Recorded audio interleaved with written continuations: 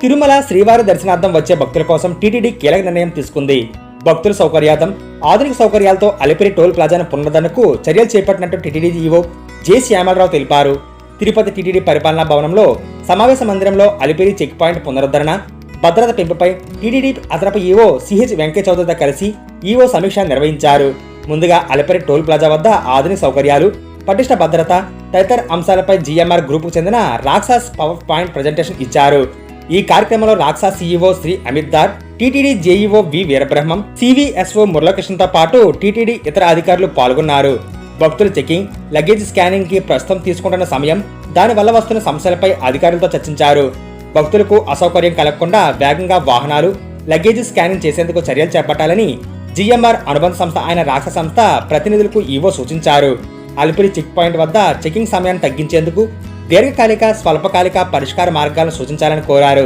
TTD vigilance విభాగం ప్రత్యేక జాగ్రత్తలు తీసుకుని భక్తుల లగేజీ, వాహనాల స్కానింగ్ లో జాప్యం లేకుండా చర్యలు చేపట్టాలని ఈవో ఆదేశించారు. తనిఖీ సమయంలో క్రాస్ ఓవర్లు నివారించేందుకు చర్యలు, ఉన్న లగేజ్ స్కాన్ల స్థానంలో ఆధునిక సాంకేతిక పరిజ్ఞానంతో స్కానర్ల ఏర్పాటు, లగేజ్ స్కానింగ్ ప్రక్రియను వేగవంతం చేసేందుకు లగేజ్ స్కానర్లు పెంచాలని, లగేజ్ కన్వేయర్ బెల్ట్లను పెంచి భద్రతా తనిఖీలో ఎక్కువ సమయాన్ని నివారించే అంశం పరిశీలన, అలిపిరి టోల్ ప్లాజాలో చివరి 2 భద్రతా లేన్లలో మరింత మంది భద్రతా సిబ్బంది నియామకం, రాబోయే 2 దశాబ్దాల పాటు భక్తుల అవసరాలను దృష్టిలో ఉంచుకుని ప్రత్యేక భద్రతా అంశాల ప్రతిపాదన సూచించాలని రాక్సా ప్రతినిధులకు టీటీడీ ఈవో కోరారు.